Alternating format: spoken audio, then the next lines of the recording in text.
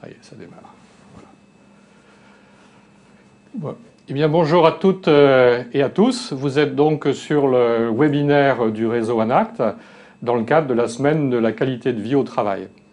Alors, ce webinaire a pour thème, ce webinaire est particulièrement centré sur la question des conditions de travail dans la fonction publique et il a pour thème la question de comment concilier qualité de service et conditions de travail.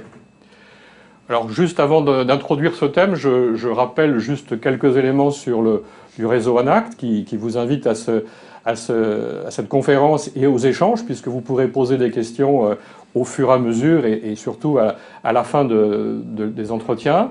Donc l'ANACT, quelques mots, établissement public administratif sous tutelle du ministère du Travail. Nous avons également 16 ARACT, associations en région, qui poursuivent le même objectif. J'insiste peut-être sur un point, nous sommes sous tutelle du ministère du Travail et au conseil d'administration géré paritairement par les syndicats d'employeurs et de salariés, d'où la question du dialogue social est pour nous évidemment très importante et très liée aux questions des conditions de travail.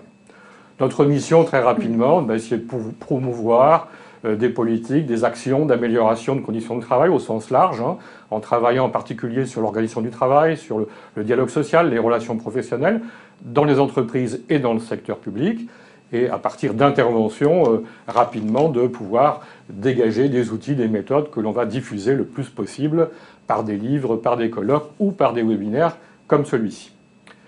Cette conférence se situe donc dans la semaine de la qualité de vie au travail, qui est une semaine qui existe déjà depuis plusieurs années, au mois de juin en général, où vous avez tout un tas d'événements qui sont à la fois nationaux et en région.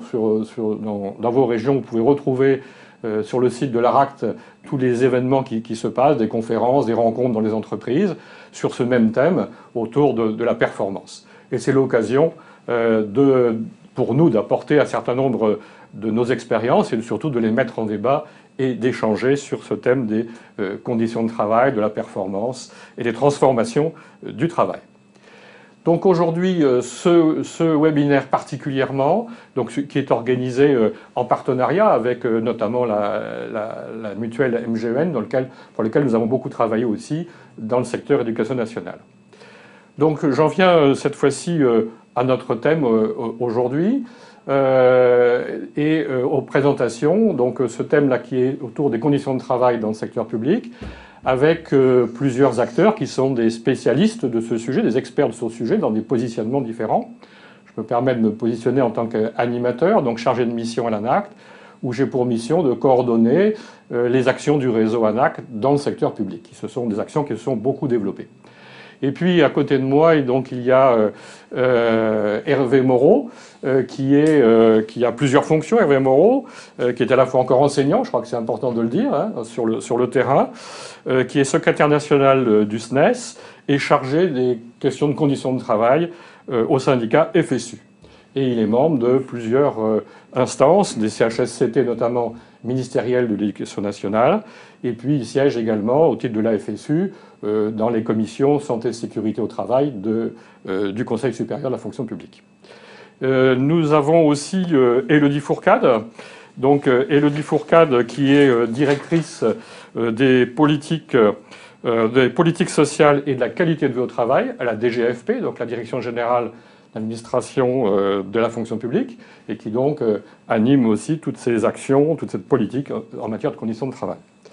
Et puis, nous attendons, voilà, c'est les risques du direct, nous attendons Madame Lecoq, qui est députée de la République En Marche et qui a une mission, comme vous le savez sans doute, une mission d'abord de réflexion, de la rénovation du système de prévention sur le secteur privé. Cette action a déjà eu lieu et maintenant, aujourd'hui, est en cours une mission autour du système de prévention et d'amélioration de la prévention dans le secteur public. Donc évidemment, sa parole, que j'espère nous aurons en cours de séance, elle a quelques soucis de transport, nous permettra de savoir où en est cette réflexion sur ce sujet. Donc nous allons commencer avec nos deux interlocuteurs et je vais donner tout de suite la parole à Élodie Fourcade, peut-être pour nous donner quelques éléments du contexte.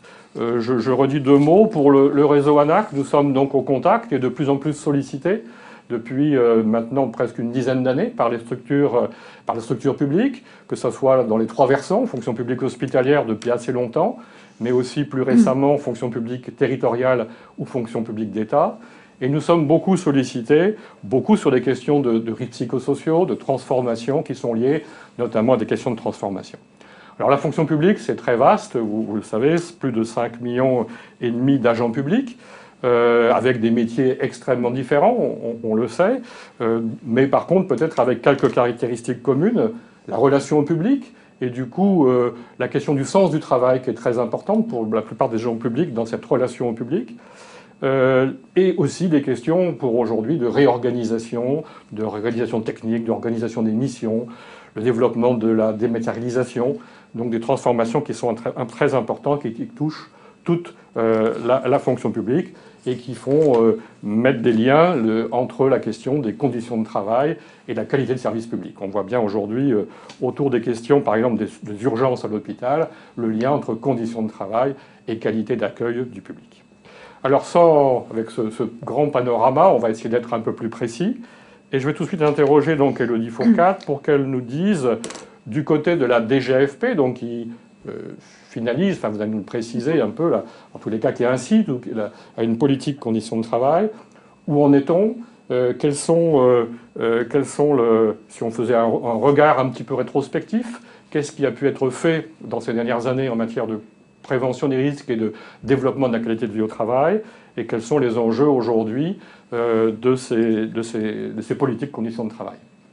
Merci. Alors, puisqu'on parle de la DGAFP, je commencerai par un petit rectificatif. Je suis sous-directrice et non directrice, mais ce qui n'enlève rien à l'importance que la DGAFP accorde au sujet. La preuve en est que lorsque la direction s'est réorganisée en 2017, donc suite à une refonte de 2016, il a été souhaité de faire un affichage, sans aucune connotation négative à ce mot-là, sur la qualité de vie au travail. Donc c'est un point qui mérite d'être souligné, j'allais dire en préambule, ça n'est pas seulement sémantique, ça veut dire que la direction qui s'occupe de la fonction publique a souhaité reconnaître la qualité de vie au travail parmi les thématiques structurantes et j'allais dire les thématiques phares de son action. Donc ce point de précision étant posé, alors une actualité assez importante, vous avez présenté Charlotte Lecoq qui nous rejoindra et sa mission.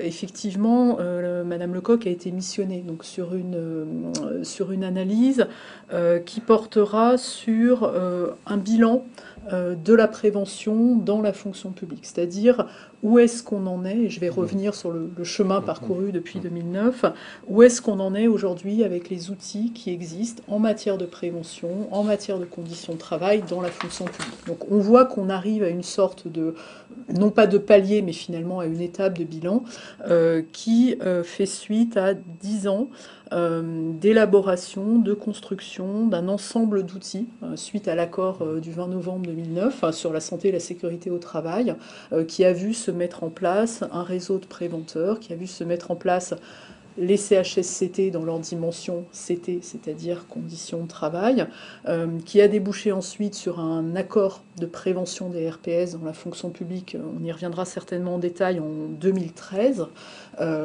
et qui, comme cet accord le prévoyait, a également donné lieu à des discussions sur la qualité de vie au travail, portées, on va dire, autour de l'année 2015, et qui vont être relancées cet automne sur la question des conditions de travail. Donc on a toute une actualité qui s'inscrit dans une histoire un peu longue et maintenant.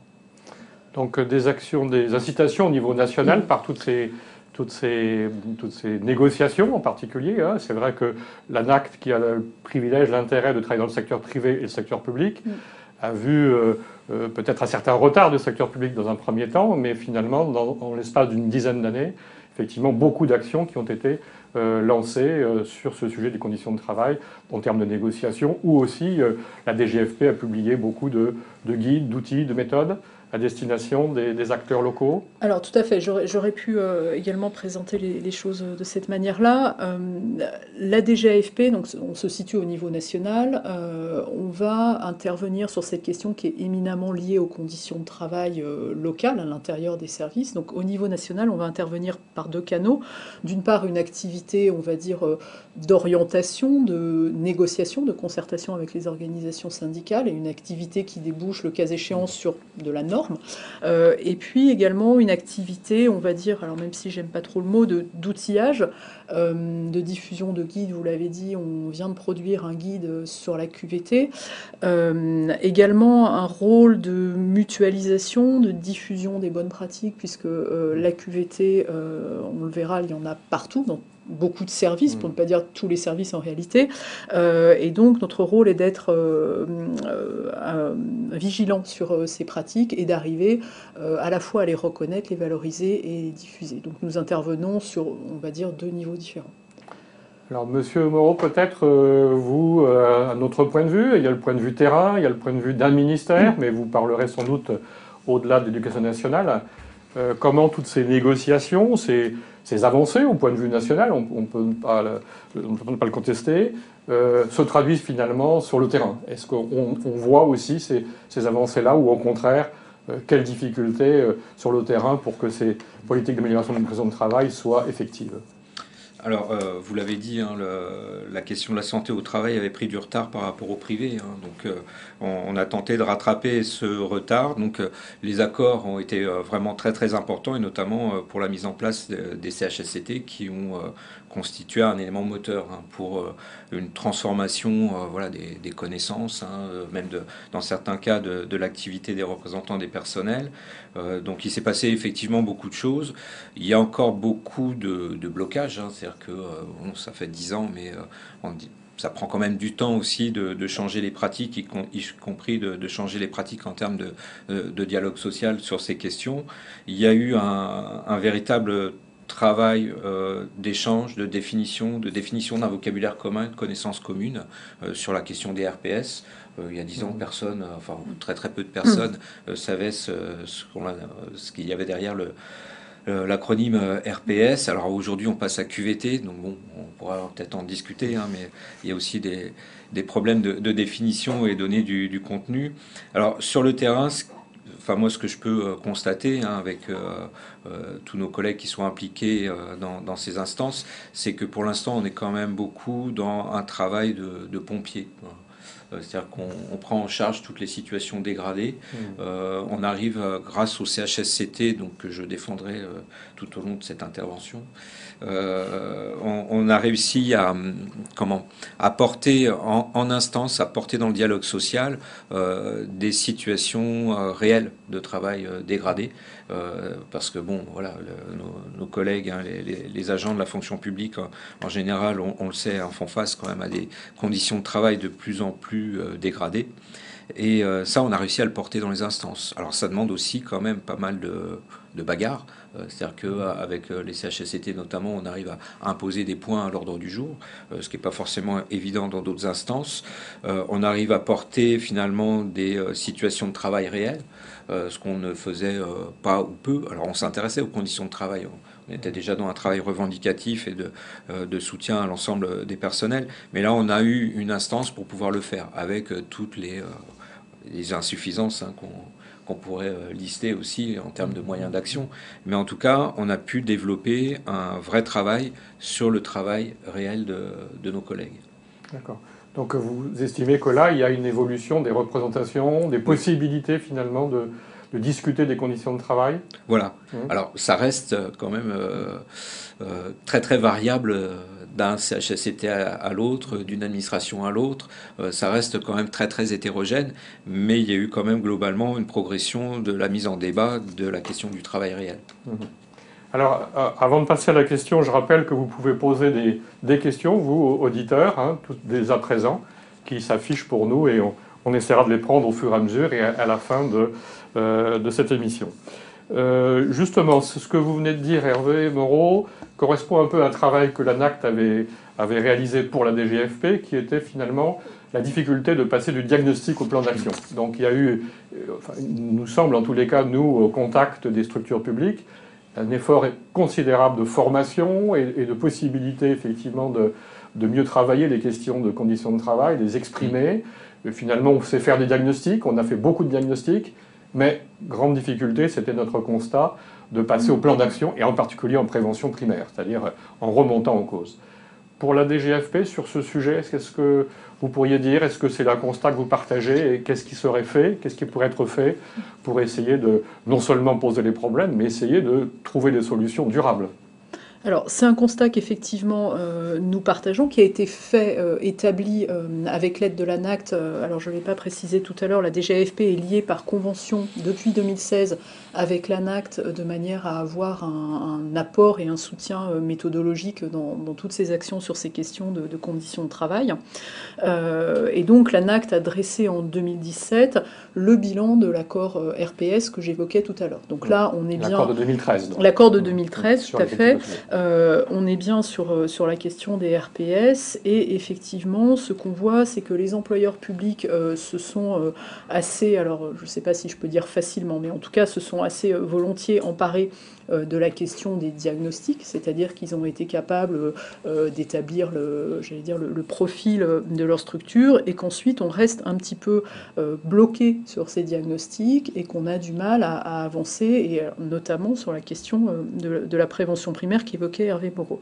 Alors le rapport de l'ANACT pose un certain nombre de pistes d'analyse que nous reprenons à notre compte, et une qui à mon sens doit être gardée à l'esprit, notamment dans la perspective de l'évolution d'une approche en termes de RPS vers la QVT, c'est celle d'une organisation en silo dans l'approche des dossiers. C'est-à-dire qu'on a d'un côté les personnes qui s'occupent des RPS, de l'autre on va avoir les personnes qui s'occupent de la formation, du management, de l'organigramme de la structure, et donc cette organisation ne facilite pas évidemment le passage à des actions qui se situent à un niveau autre que les RPS, qui sont déjà dans la résultante finalement.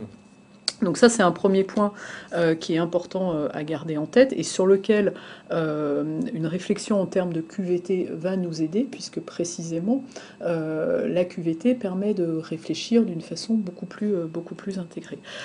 Et puis, et c'est encore quelque chose sur quoi on doit travailler et garder à l'esprit, le bilan avait aussi pointé la spécificité de l'administration avec son organisation qui reste assez fortement hiérarchisée, et qui ne favorise pas un des leviers importants de l'amélioration des conditions de travail, qui est sur la participation des agents et leur expression. Donc là encore, quelque chose dont on devra s'inspirer et garder à l'esprit pour la suite. Hervé Moreau, peut-être sur ce point, est-ce que, soit dans le ministère de l'Éducation nationale, puisque c'est celui que vous connaissez le mieux, mais vous pouvez élargir bien sûr, ces difficultés du passage au plan d'action, diagnostic au plan d'action, est-ce que ça vous le retrouvez aussi? Et je sais que puisque l'ANACT accompagne beaucoup l'éducation nationale, travaille avec l'éducation nationale, est-ce que vous avez des exemples? Est-ce que vous pouvez quand même nous donner des exemples où on a passé un peu le cap, on arrive à aller en prévention primaire, ou quelles seraient les conditions pour vous? Quelles seraient les conditions pour qu'on arrive à passer du diagnostic au plan d'action et plutôt en prévention primaire? Oui, alors merci, mais il y a beaucoup de questions. Voilà, je vais y arriver. Vous pouvez les reprendre un peu d'abord, comme vous voulez. oui, je vais les reprendre. De toute façon, oui, forcément. Je crois que la difficulté principale, c'est que ce soit pour l'instant la prise en charge des RPS ou peut-être prochainement le développement d'actions en QVT, qui reste à définir quand même là, dans notre entretien, se heurte à un problème majeur, c'est que, alors vous avez parlé du travail en silo, le problème c'est que le silo il commence très très haut, c'est-à-dire que quand les réformes sont pensées, à aucun moment elles sont pensées à partir d'une analyse des conditions de travail des personnels de la fonction publique. C'est-à-dire qu'on a alors c'est dommage que Madame Lecoq soit pas déjà là, mais on lui rappellera peut-être tout à l'heure. on a des réformes qui sont pensées à un rythme politique, avec des objectifs politiques, bon, qui sont débattus, mais à aucun moment on ne prend en compte la situation réelle actuelle des personnels pour voir qu'est-ce qu'on doit changer pour améliorer les conditions de travail, améliorer donc les éléments qu'on pourrait retrouver dans la qualité de vie au travail, et de ce fait améliorer aussi la qualité du service public.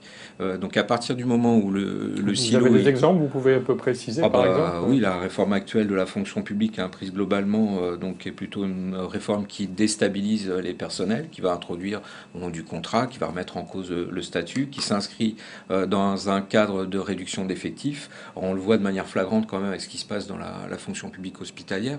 C'est quand même compliqué d'arriver avec tout ce qu'on peut faire à la DGAFP, hein, avec tous les outils QVT ou RPS qu'on peut mettre en place. C'est compliqué d'arriver avec ces outils et d'essayer de réparer ce qui a été cassé par des réformes structurelles qui déstabilisent l'ensemble de la fonction publique.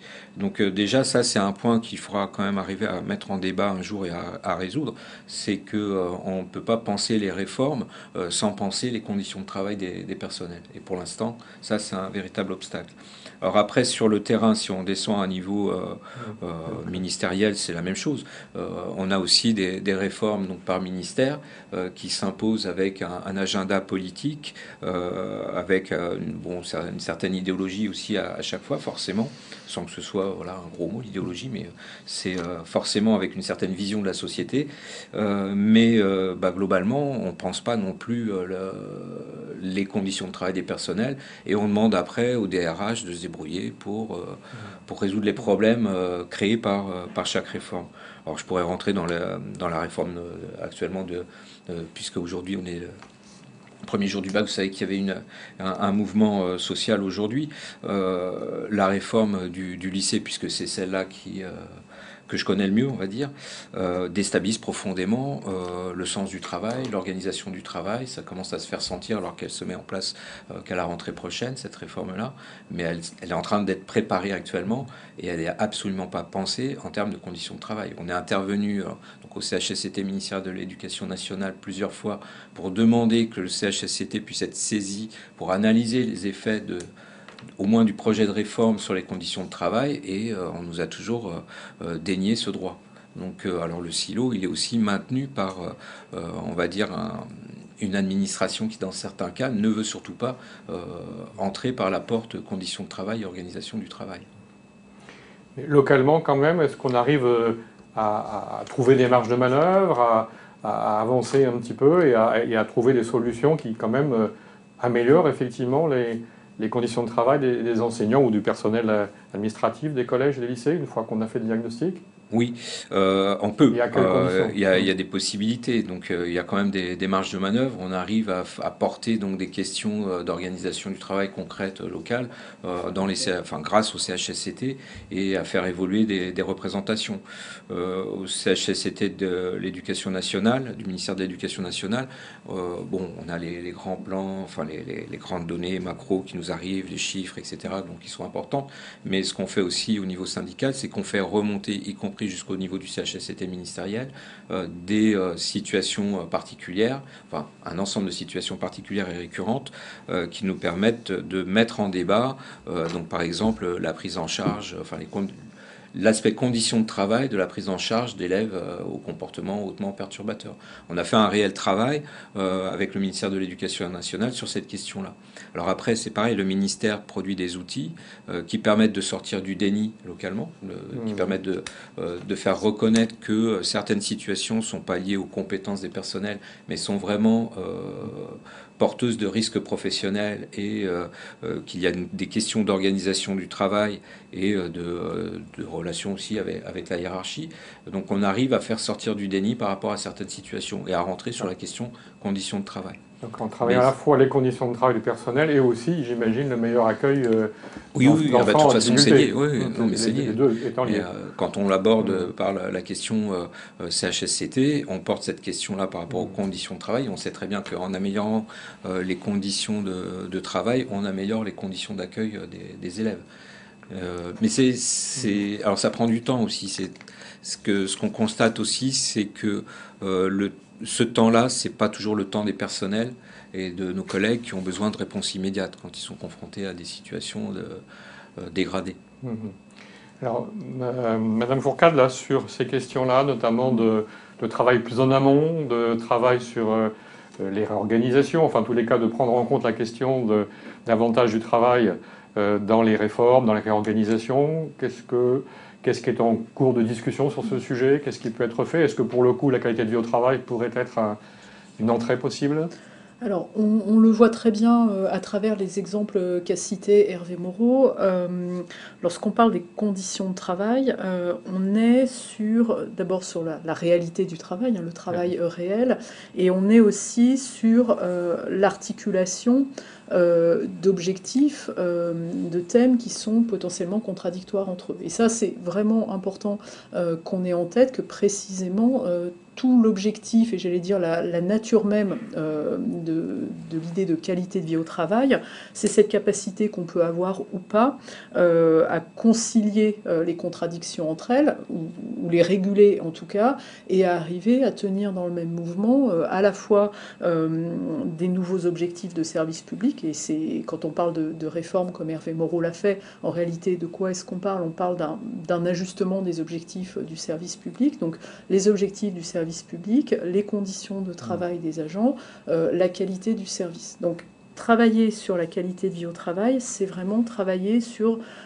cette régulation des tensions, des conflits et des contradictions possibles entre, par exemple, les conditions de travail des agents, les conditions d'accueil des élèves, pour rebondir sur les exemples d'Hervé Moreau, etc. Donc, j'allais dire la ligne qu'on soutient à la DGAFP et l'état d'esprit dans lequel on aborde la question de la QVT, c'est vraiment de se dire, c'est cette entrée-là qui permet de dépasser, de surmonter des contradictions qui sont apparentes entre des objectifs qui peuvent s'entrechoquer les uns avec les autres. D'accord. Donc pour vous, peut-être en termes de définition, quelle est la définition de la qualité de vie au travail pour vous? Alors ma Principalement définition qui n'est pas la mienne, mais qui est en réalité celle de l'ANACT, hein, puisque là-dessus on s'appuie sur les travaux de l'ANACT.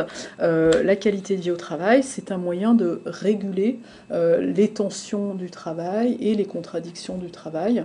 Le travail qui est traversé par à la fois des objectifs économiques, des objectifs sociaux, enfin totalement habité par des contradictions que la QVT a pour vocation de réguler et de traiter. Et c'est parce qu'on est sur ces questions d'objectifs contradictoires qu'on comprend mieux l'importance que va avoir la parole des agents dans ce cadre-là, puisque c'est eux qui sont les premiers concernés par l'impact de ces contradictions. Donc par exemple, l'exemple typique, mais sur lequel l'ANACT a beaucoup travaillé, ça va être des usagers qui souhaitent légitimement avoir des plages horaires d'accueil élargies et des agents qui souhaitent avoir la possibilité de mieux concilier leur vie personnelle et leur vie professionnelle. Donc comment est-ce qu'on arrive à équilibrer les deux attentes qui vont être contradictoires? Pour vous, peut-être, oui, sur votre définition de la qualité de vie au travail? Alors justement, là, sur la nécessité, puisque la fonction publique est marquée par cette nécessité ça fait partie de nos missions, hein, de répondre aux attentes des usagers, des citoyens. Et alors justement, c'est intéressant ce que vous venez de dire, Madame Fourcade, puisque dans la territoriale, il y avait eu des accords qui avaient été trouvés localement pour permettre d'ouvrir plus largement les services publics. Et il y a eu des compensations en termes de récupération, etc.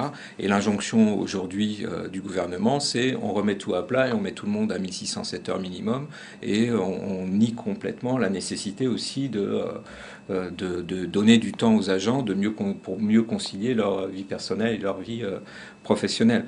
Enfin, on le voit bien notamment sur la territoriale. Si vous voulez que le stade de foot soit ouvert le dimanche toute la journée, ça veut dire qu'il faut qu'il y ait des agents, et donc ces agents-là, donc ils ont aussi une vie de famille, et donc c'est jusqu'à présent souvent compensé par d'autres temps de récupération rémunération où ils vont récupérer pour leur vie de famille. Et ça, c'est voilà, on est en pleine contradiction. C'est-à-dire que d'un côté, donc tout le discours sur la QVT, alors il y a plein de choses quand on reprend justement votre définition de l'ANACT, hein, puis bon, d'ailleurs aussi plein de choses très très intéressantes derrière les facteurs de QVT.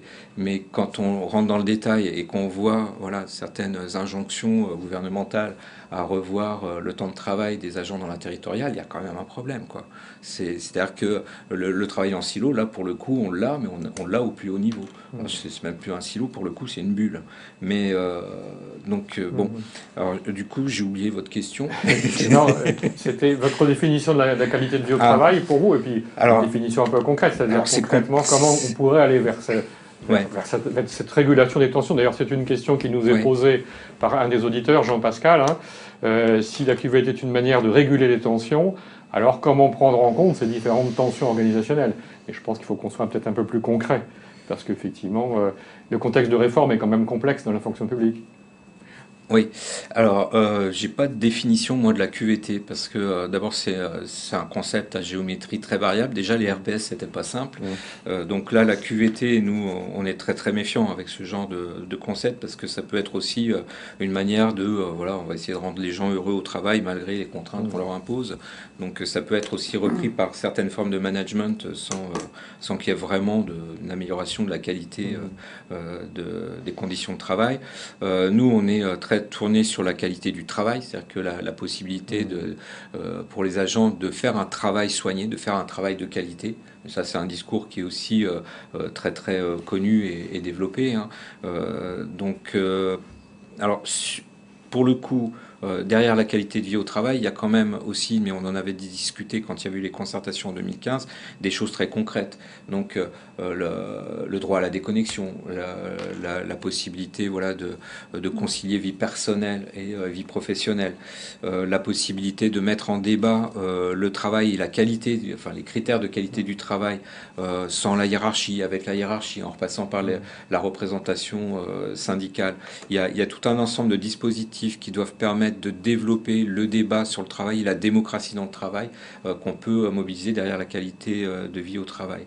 Et ce qu'on avait vu aussi à la suite de l'accord RPS, c'était que la qualité de vie au travail permet d'aborder la santé non pas comme l'absence de pathologie, mais aussi le développement du bien-être, la possibilité de se développer au travail. Alors dans la vraie vie, on en est quand même assez loin. Il y a plein de moments où on est content aussi au travail, où on s'épanouit au travail, mais il y a aussi quand même beaucoup de situations conflictuelles. Alors je relis la question, manière de réguler les tensions. Je crois que c'est les tensions entre peut-être aussi les demandes du public, les attentes du public, et puis les agents. Je peux peut-être donner un exemple un petit peu du côté de l'ANACT, hein, pour être concret, hein, d'une intervention qui a été faite dans une université, d'accompagnement d'une université, où il y a, on le sait, beaucoup de problèmes liés à la première année, hein, au nombre d'étudiants extrêmement important en première année, et où il y avait des difficultés avec les enseignants, avec le personnel administratif. Donc finalement, il y a peut-être deux façons de prendre cette question-là. Soit on le prenait sous l'angle les risques, je dirais, du travail pour tous les personnels qui ont à gérer un flux d'étudiants extrêmement important en première année. Là, on s'arrêterait une entrée peut-être un petit peu difficulté dans le travail, RPS, ou, et c'est le cas de cette université qui a été accompagnée, qui a choisi de travailler sur comment mieux accueillir les étudiants de première année, avec ce contexte de tension entre le nombre d'étudiants et puis tous leurs besoins, leurs attentes, et qui a, pour faire ce travail-là, réuni à la fois du personnel administratif, des enseignants, je crois même des représentants d'étudiants, pour essayer de traiter, donc moins directement sous l'angle tout de suite des risques, mais sous l'angle d'améliorer le service d'accueil et de service à ces étudiants de première année en très grand nombre. Et en travaillant cette question-là de la qualité de service, évidemment, derrière cela, ils ont amélioré le fonctionnement des différents services qui sont en relation aux étudiants, et ils ont amélioré aussi les conditions de travail. Donc une entrée qui était moins, je dirais, risque du travail, mais une entrée où ensemble, différents acteurs décloisonnés ont travaillé sur l'amélioration de la qualité de service. Dans tout cela, je pense qu'il y a une question importante, c'est ce que vous l'avez un peu évoqué, l'expression des agents. Pour nous, enfin d'ailleurs c'est dans le cœur de l'accord dans le secteur privé sur les qualités de vie au travail, c'est la capacité des personnes à s'exprimer sur leur travail. Donc là, est-ce que vous avez aussi là, déjà des débuts d'expérience, vous soutenez des expériences autour de meilleures expressions des agents sur leur travail? Par exemple, vous, Elodie? Alors oui, sur cette question, hein, effectivement, vous l'avez dit à juste titre, elle est au cœur de la QVT, alors de la définition que pour le coup on peut en donner. Et c'est un point, alors je ne l'ai pas cité tout à l'heure, mais la DGAFP a mis en place en 2018 un fonds interministériel pour l'amélioration des conditions de travail. Le FIACT. Le FIACT.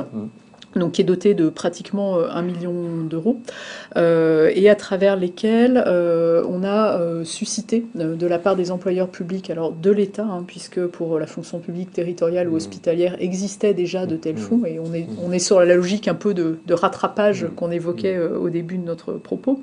On a suscité donc un appel à projet et des propositions de la part des employeurs. Donc, on a vu se développer un certain nombre de propositions autour effectivement de l'expression des agents.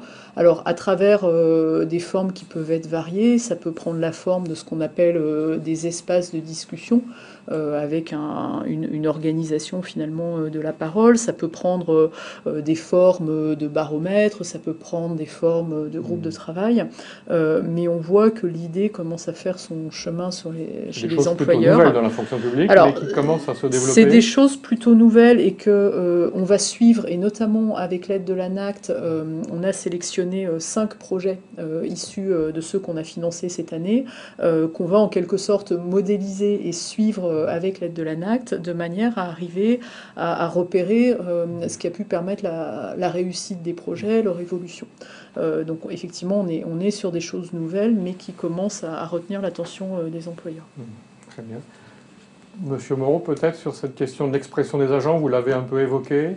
Pour vous, quelles seraient les conditions qui seraient favorables à ce que les agents s'expriment? Est-ce qu'ils ont envie de s'exprimer? Est-ce qu'ils sont réservés en général? Est-ce qu'ils participent à des groupes de travail facilement? Et à quelles conditions finalement? Vaste question.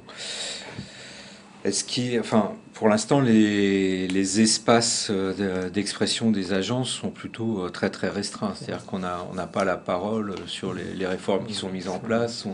On est plutôt dans l'injonction. Donc on est dans une situation, je vous l'ai déjà dit, complètement contradictoire où d'un côté on a une partie de l'administration qui prône la qualité de vie au travail. On va rentrer dans de nouvelles concertations apparemment sur cette question-là. Et de l'autre côté, sur le terrain, c'est plutôt l'injonction qui domine. Et non, on n'a pas de réel espace.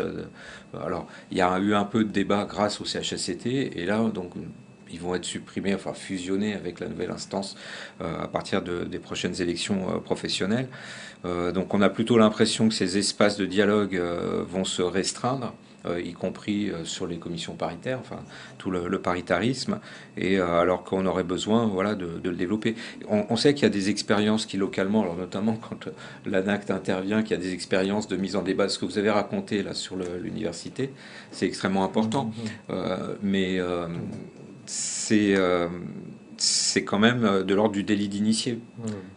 On voit que ça fonctionne. On a dans certaines académies aussi des groupes de travail qui ont été mis en place et qui permettent de développer, de redévelopper, de recréer des échanges sur la question du travail, mais c'est quand même très très rare.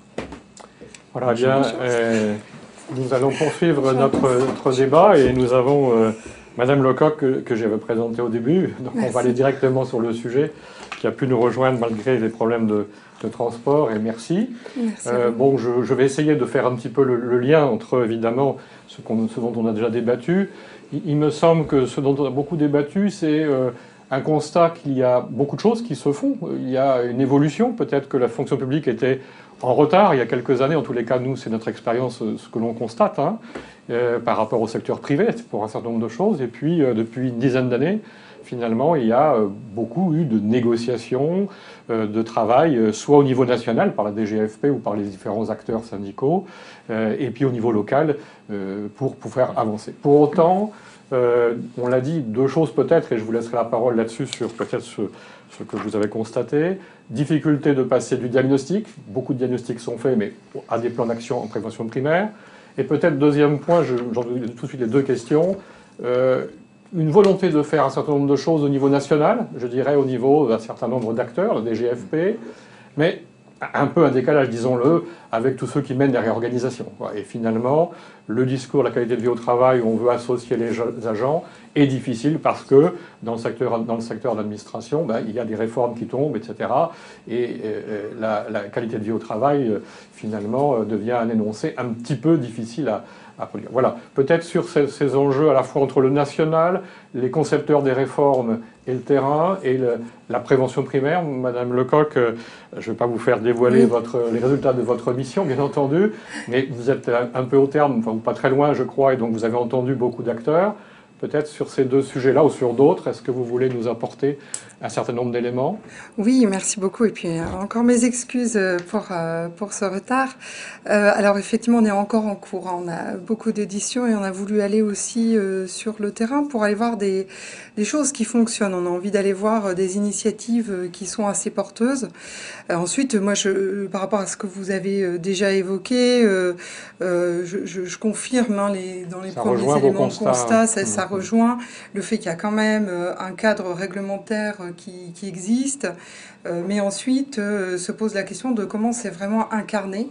Et là-dessus, ça renvoie vraiment aux politiques, hein. Je pense les premiers responsables sur le sujet, je pense que ce sont les politiques. Et ce que vous évoquiez est vrai sur la question des réformes.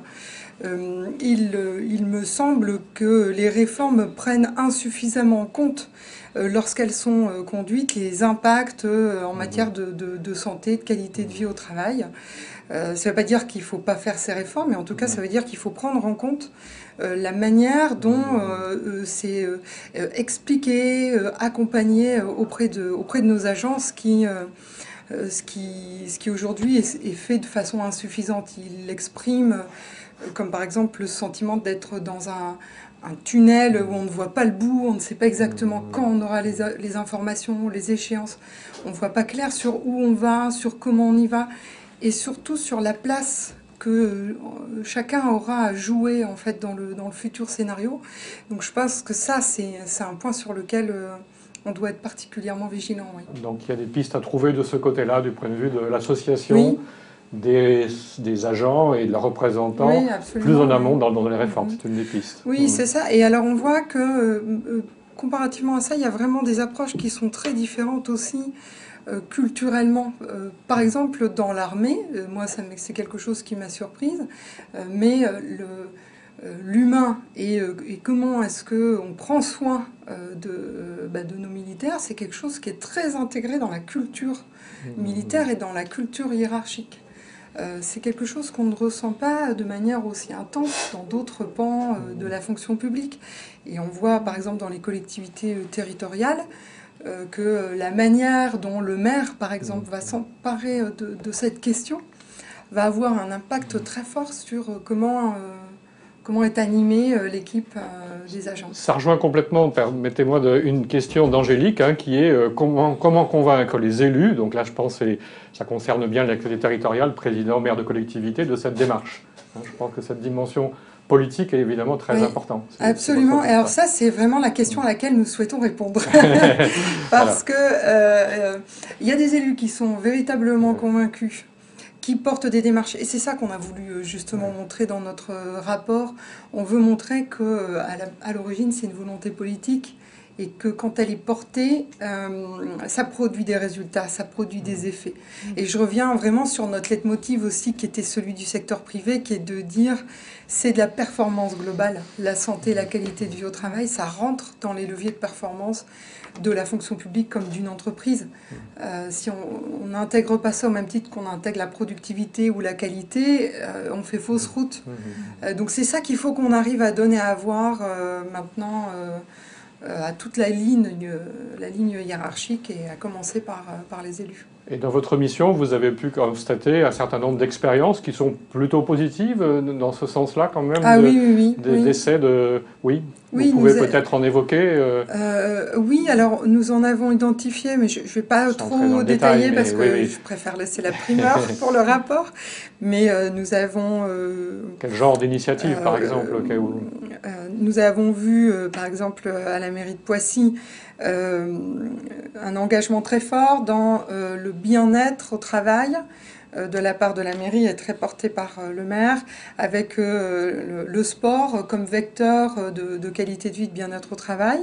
Et donc, le sport est un prétexte, en fait, pour pouvoir amener des actions de santé pour les agents, mais aussi pour amener de la cohésion d'équipe, faire tomber certaines barrières, certains cloisonnements entre des agents de différents services, pour valoriser aussi des talents. Par exemple, ceux des éducateurs sportifs qui interviennent auprès de leurs collègues et non pas uniquement auprès des usagers. Et puis, il y a d'autres mesures qui ont été mises en place, la formation des managers sur tout ce qui est prévention des risques psychosociaux. Donc, ça se diffuse dans la culture aussi hiérarchique.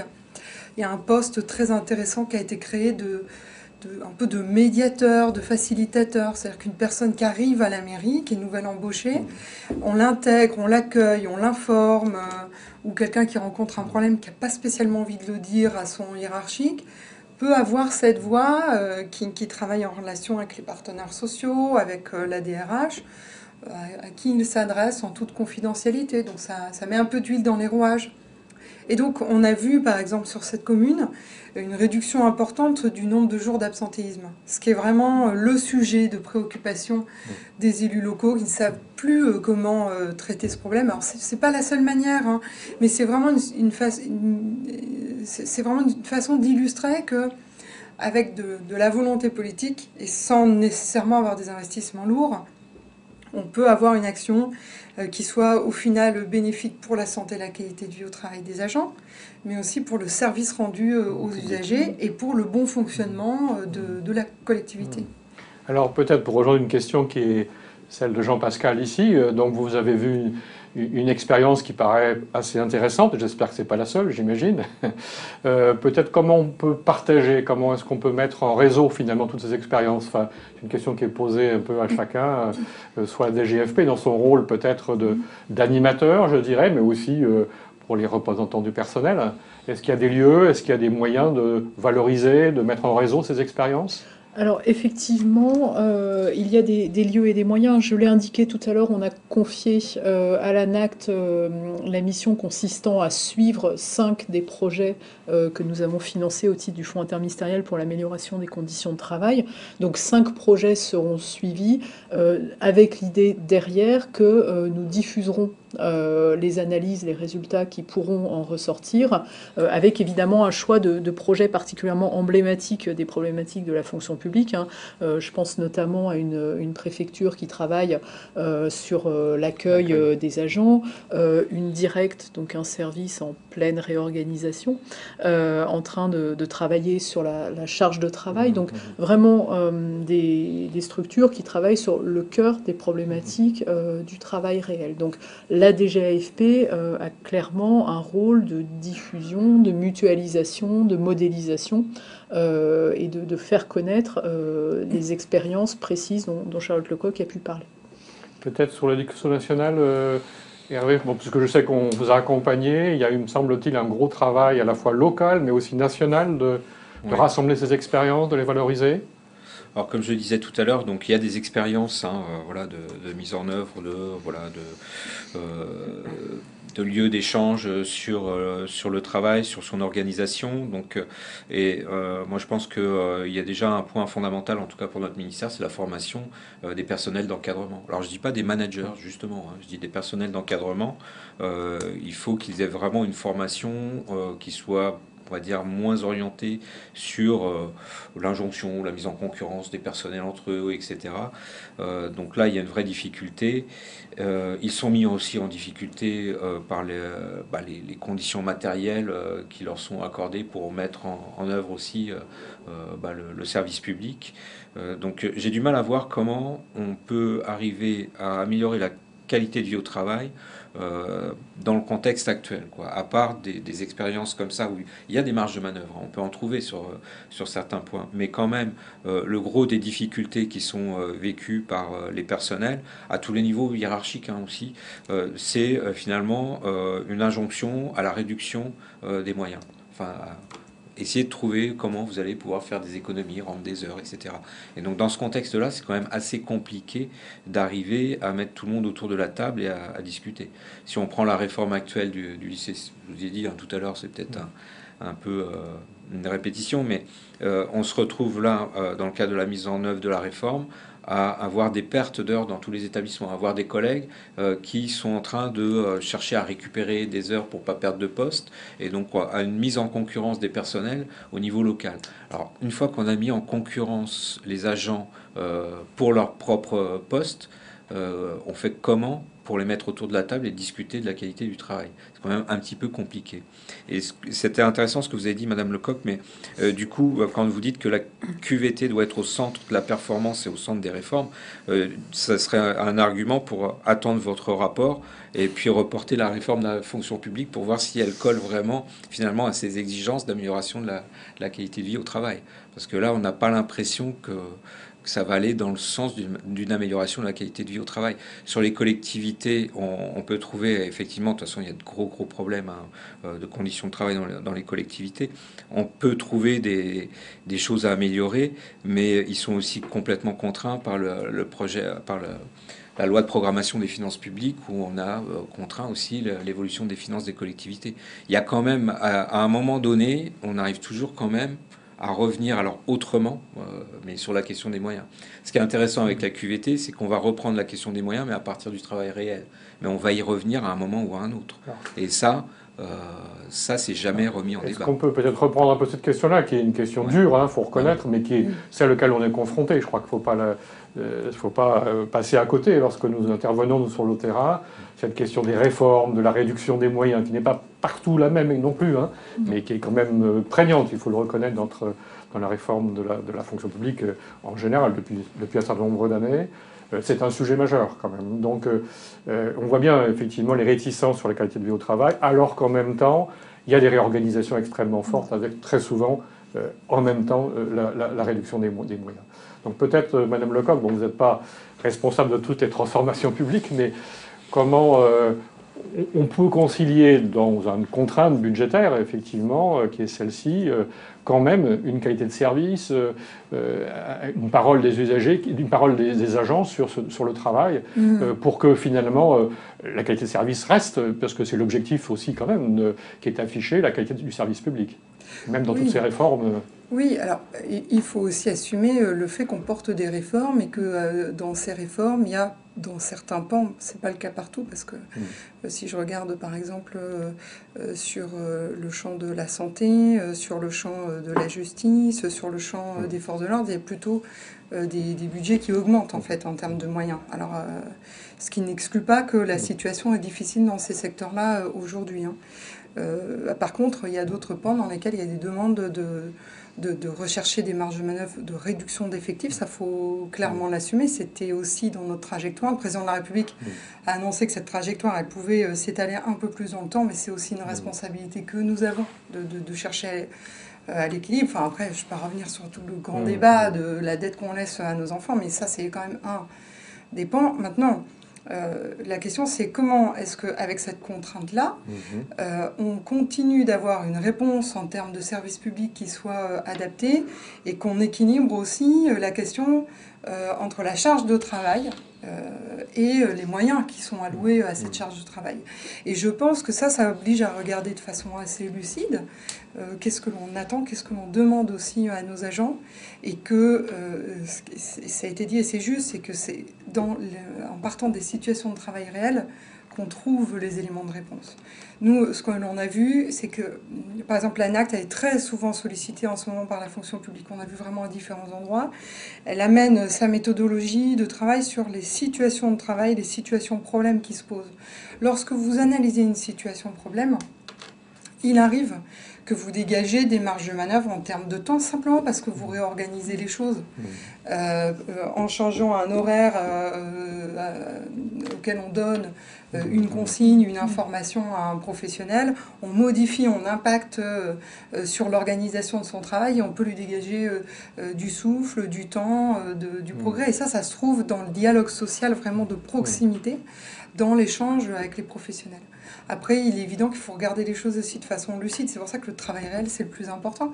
Parce qu'on ne peut pas non plus demander des choses qui ne sont pas réalistes. Donc c'est ça qu'il faut pouvoir regarder de façon claire. Il y a une grande orientation qui est prise aussi depuis de nombreuses années, qui est la dématérialisation, enfin l'e-administration, qui pose des questions très importantes en termes de qualité du travail, du travail du personnel, qui transforme beaucoup la relation à l'usager. Donc là-dessus, peut-être parfois c'est mis un peu comme la solution quand on réduit un petit peu les moyens, parce qu'il y a aussi des services informatiques. Pour autant, on voit bien que, et ça a été demandé fortement, la présence des agents publics reste quelque chose d'important. Oui. Donc comment là-dessus on peut est-ce que la qualité du travail a du sens, la qualité de vie au travail a du sens dans toutes ces réorganisations finalement? Oui, alors sur l'exemple vraiment du digital, on voit que pour la fonction publique, c'est vraiment comme le privé, c'est-à-dire que le tournant du digital, c'est pas est-ce qu'on y va ou est-ce qu'on n'y va pas, c'est comment est-ce qu'on y va pour que ce soit au mieux dans l'équilibre de recherche et de réponse aux usagers et de qualité de vie et de conditions de travail et d'équilibre aussi économique qu'il faut enfin c'est un triptyque qu'il faut à chaque fois préserver. Donc là encore, on a des marges de manœuvre et il y a des outils qui sont intéressants. Après, c'est comment est-ce qu'on forme les professionnels à ça, comment est-ce qu'on complète aussi avec de la présence terrain qui est plébiscitée. Et là, on voit bien qu'on s'oriente, notamment avec les maisons de services publics, vers plus de présence terrain vraiment maillée sur le territoire et notamment en milieu rural, mais différente de ce qui se fait aujourd'hui, par exemple sur les lieux où ça se passe, sur aussi la polyvalence que ça va amener. Donc ça change le travail et les ça métiers. modifie en fait en profondeur le travail, la façon dont on travaille, et c'est pourquoi je pense qu'il faut aussi accompagner les questions de qualité de vie, de santé au travail, vraiment les mettre en lien complet avec les questions de gestion, de management des compétences, de formation et puis aussi de parcours professionnel. On a vu notamment sur la question du maintien dans l'emploi, qui va être un sujet vraiment important, en particulier pour les collectivités locales qui ont un public quand même d'agents qui sont plutôt seniors sur des postes techniques, donc sur des postes qui sont plus pénibles physiquement, où on n'a pas vraiment anticipé comment est-ce que quand on est senior, on peut rester dans de bonnes conditions de travail. Donc ça va amener, on aurait dû mieux regarder les parcours professionnels. Et je pense que là, on a vraiment aussi un champ d'investigation important à avoir pour savoir comment est-ce qu'on va aider ces professionnels à garder leur emploi dans de bonnes conditions de santé physique et mentale, et en même temps pouvoir amener cette réponse de service public qui est attendue par nos concitoyens. Alors, je vais prendre quelques questions des auditeurs, des participants à distance, qui rejoignent une première question de Maryse qui rejoint un petit peu ce que vous avez dit, Madame Lecoq, sur la question de la formation. Alors, elle a été évoquée des formations obligatoires à la QVT ou RPS pour les élus, donc c'est très précis, ça concerne la fonction publique territoriale. Mais globalement, peut-être cette question de la formation, de l'encadrement ou du management sur les questions de risques psychosociaux, est-ce que ça c'est une piste aussi qui vous paraît importante de mieux sensibiliser, mieux former les responsables des secteurs administratifs en général et aussi des élus sur ces questions-là, Madame? Alors peut-être un mot, oui évidemment, et la formation, alors que ce soit à la QVT ou au RPS, fait partie des formations qui sont désormais obligatoires, par exemple dans les écoles de services publics. Ça s'est beaucoup développé. Ça s'est énormément développé. Et donc, oui, ça passe par effectivement une explicitation des enjeux, des notions et des leviers qui sont en réalité laissés à la main des encadrants. Est-ce que ça sera, sans dévoiler, mais une piste, enfin c'est un sujet important, cette question de Ah oui, je la pense que c'est formation un de sujet l'encadrement. incontournable. Enfin, déjà, la formation et la sensibilisation des élus, parce que ça commence par là, si on veut qu'ensuite soit vraiment impulsée cette culture. Et ensuite, c'est une formation de toute la ligne hiérarchique, c'est-à-dire que ça doit devenir vraiment culturel, en fait. Il faut accompagner les encadrants là-dessus, parce qu'ils n'ont pas toujours la formation. On sait que dans la fonction publique, comme dans le privé, on fait évoluer des personnes vers des fonctions d'encadrement parce qu'elles ont un savoir-faire métier qui est fort, qui est reconnu, mais pas forcément la compétence d'animation d'équipe ou la compétence pour pouvoir analyser les situations de travail et prendre en compte ces aspects. Les élus, là on parle de fonction publique territoriale, mais il y a aussi les hauts cadres de l'administration ou ceux qui conduisent les réformes, j'imagine. Vous incluez aussi dans... Oui, alors je vais répondre à ma manière. Hein. Je vais tordre un petit peu votre question. Là, pour le coup, si on fait le lien avec la réforme de la fonction publique, il va y avoir la possibilité au niveau local de mettre en place une sorte de spoil system, c'est-à-dire que là, à chaque élection, les élus pourront changer finalement leur encadrement. Donc je crois que là, il va y avoir vraiment un travail parce qu'il faudra recommencer tous les 6 ans. Au minimum, la formation de l'encadrement dans les collectivités notamment. Donc il y a un vrai travail de formation, mais il faut vraiment sortir, c'est-à-dire que tout ce qu'on voit à travers la qualité de vie au travail, il faut que ça transforme aussi le management et faire disparaître toutes les formes de ce qu'on appelle néo-management. Hein, donc bon, après il y a plein de littérature là-dessus. Je voudrais quand même revenir sur 2-3 choses là qui ont été affirmées par Madame Lecoq dans le champ de la santé, l'augmentation des moyens. Oui, il y a une augmentation des moyens tous les ans, donc 2,8% de progression de l'ONDAM, mais l'accroissement des besoins est généralement de 4%, et on le voit actuellement. Enfin, si on commence à dire à nos collègues qui travaillent dans les hôpitaux qu'on a augmenté les moyens, voilà, ils vont pas nous croire, quoi. Ils ont raison. On le voit actuellement avec tous les mouvements qui sont engagés. Donc là, j'ai quand même des doutes. Vous avez parlé aussi tout à l'heure de la dématérialisation. De la e-administration, c'est un vrai problème parce que derrière il y a quand même, c'est pas seulement d'avoir voilà, des fonctionnaires localement présents, c'est d'avoir des spécialistes de chaque domaine. On le voit avec l'administration fiscale, on a une réduction massive des emplois dans l'administration fiscale et ça fait partie, ça a engendré aussi le recul du consentement à l'impôt, c'est-à-dire que les catégories les moins proches, voilà, des nouvelles technologies et puis de tout le calcul qu'on peut faire pour essayer de payer le moins d'impôts possible, ou en tout cas de voir un peu comment on peut organiser voilà, ses propres prélèvements. Enfin, tous ceux qui auraient besoin de conseils ont de plus en plus de mal à accéder à des conseillers, à des personnes, et ça fait partie d'un recul du consentement à l'impôt. Il y a Alexis Spire, un sociologue qui a beaucoup travaillé là-dessus et qui le montre très très bien. Donc c'est quand même compliqué de conserver le sens des missions et le service rendu en imaginant qu'on va pouvoir tout dématérialiser. Madame Lecoq, vous voulez réagir sur cette Oui, propos? parce que faire le lien entre le consentement à l'impôt et la manière dont on organise le prélèvement aujourd'hui, je trouve que là, c'est un peu tiré par les cheveux. Non, on voit bien, les Français ont beaucoup adhéré au prélèvement à la source, par exemple. C'est pas ce que j'ai dit. Voilà. Après, ce qu'ils demandent, c'est d'être accompagnés, qu'on leur explique que les choses soient claires. C'est ce qui est fait. L'administration fiscale, elle accompagne énormément. Les organisations, là, sont en train d'être justement complètement redéployées. Moi, j'ai accompagné le ministre, justement, dans le Limousin, qui a présenté des premières cartes pour montrer comment on renforçait, en fait, le nombre de points de rencontres sur le terrain. Et ces cartes ont été présentées aux organisations syndicales, aux cadres, et ainsi qu'aux élus, pour être mises en discussion et ensuite être retravaillées. Donc, et spécifiquement sur cette question-là, sur comment est-ce qu'on rend la présence plus forte, et on prend en compte et les questions des agents, l'accompagnement des agents et les besoins du service et les attentes des élus. C'est exactement la méthode qui est déployée actuellement par le ministre. Donc, bon, voilà, après, je crois qu'il faut un peu dépasser le sujet de la polémique. La question, c'est comment on fait. De toute façon, les élus, c'est ça leur problématique. C'est pas de dire qu'ils ne souhaitent pas regarder, bien évidemment, qu'ils souhaitent regarder comment améliorer les conditions de travail. Ce qu'ils veulent, c'est qu'on les accompagne, c'est qu'on voit comment est-ce qu'on leur apporte des solutions.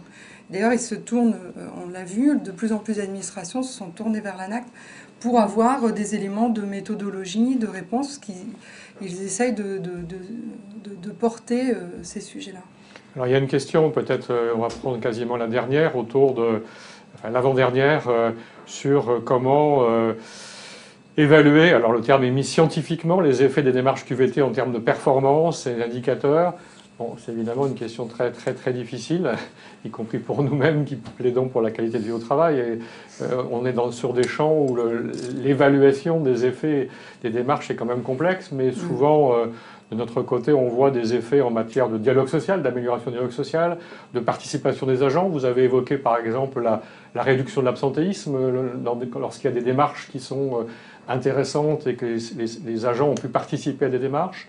Est-ce que vous avez sur ce point-là des choses complémentaires à dire sur comment on pourrait évaluer, ou peut-être à partir de votre rapport, des acteurs que vous avez rencontrés, une amélioration du service rendu au public parfois Oui, alors on a vu quelques pratiques différentes. Alors évidemment, l'absentéisme, c'est un indicateur qui est à regarder. Ça doit surtout pas être le seul. Et ensuite, je pense que ce qui est important, c'est que les porteurs de projets sur les démarches de qualité de vie au travail définissent ensemble, finalement, sur quels indicateurs ils veulent agir. Et c'est là où on doit revenir aussi au dialogue social pour se dire, voilà, on veut agir sur tel levier, telle chose, tel indicateur, et voilà comment est-ce qu'on va évaluer, il faut se le dire en fait au début, comment est-ce qu'on va évaluer, in fine, les résultats. On a vu par exemple dans les hôpitaux où ont été conduites des démarches QVT, où ils ont mené en fait un questionnaire vraiment QVT auprès des agents pour pouvoir mesurer l'écart entre le début de l'action, enfin avant qu'on mette en œuvre l'action de QVT, et 6 mois après la mise en œuvre de l'action. Pour pouvoir vraiment, à partir d'indicateurs qui étaient partagés avec l'ensemble des membres du comité de pilotage, donc avec les agents représentés par différentes catégories, avec les représentants du personnel et avec la direction, on se met d'accord ensemble sur quoi on a envie d'agir en fait. Oui, peut-être pour rebondir sur ce que vient de dire Charlotte Lecoq, le lien entre la QVT et ce qu'on appelle la performance d'un service, en fait, ne fait pas débat. Ce lien, il était déjà là, j'ai cité tout à l'heure l'accord de 2009. Depuis le début, on sait que la façon dont un service fonctionne, est organisé, et la façon dont il répond à sa mission sont intimement liés. Donc d'une certaine façon, les indicateurs de la QVT, on va les retrouver dans la manière dont le service va réussir à remplir ses missions. Donc on a beaucoup parlé du secteur hospitalier, mais on a eu connaissance à la DGAFP de nombreux exemples de démarches QVT menées par des hôpitaux avec des résultats en termes de réduction de la mortalité dans le service, par exemple, et des démarches qui avaient été inspirées précisément par des situations dégradées sur ce plan de la situation médicale du service. Donc on arrive à établir le lien entre la qualité du service et les conditions de travail. C'est vrai que c'est quelque chose, une démarche QVT, qui est une démarche de progrès, donc c'est toujours à reprendre. Il peut y avoir des acquis, enfin en tous les cas c'est notre expérience, des acquis temporaires bien significatifs en termes de réduction de l'absentéisme, d'amélioration du service public. Mais c'est vrai qu'après, au bout d'un certain temps, il y a des réorganisations et il faut reconstruire un petit peu ce projet, d'où la démarche QVT qui n'est pas qu'une démarche à un moment donné, mais qui est une démarche à installer avec une prise de conscience, une formation de tous les acteurs pour qu'ils aient ce réflexe qualité de vie au travail dès lors qu'il y a des projets, dès lors qu'il y a des transformations. Peut-être une dernière question pour vous, Madame Lecoq, directement. Bien sûr, on attend avec impatience votre rapport. Vous n'allez pas nous le livrer ici, mais à peu près pour quelle période vous pouvez nous promettre ce rapport et peut-être dire quelque chose, je ne sais pas, sur les grandes orientations? Oui, alors initialement, on était sur fin mai. Ensuite, on arrive plutôt là sur, plutôt, je pense, début juillet, parce que justement, nous avons souhaité d'abord faire beaucoup d'auditions et on en a fait plus finalement que ce qu'on avait envisagé au départ. On a aussi voulu faire plus de déplacements, donc on sera autour, je pense, de début juillet environ pour pouvoir remettre le rapport au Premier ministre. Aussi parce qu'on reçoit énormément de contributions, donc on souhaite pouvoir aussi prendre le temps de les prendre en compte. Ça veut dire qu'il y a une vitalité au sein de la fonction publique sur ces questions-là? Oui, oui, absolument. Il y a une attente aussi, je pense, assez forte.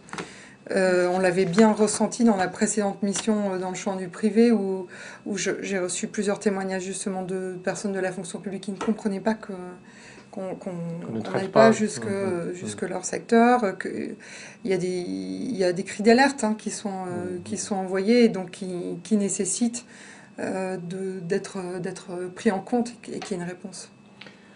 Voilà, bah écoutez, je vous remercie. Je pense qu'on peut clore. On a légèrement même dépassé notre temps, mais ça a permis à Madame Lecoq effectivement d'évoquer tout son travail et puis de débattre sur un sujet qui reste quand même largement ouvert. Je crois qu'on partage une perspective de développer les qualités de vie au travail, tout en étant conscient quand même des contraintes, des difficultés dans un contexte de réorganisation, de réforme important.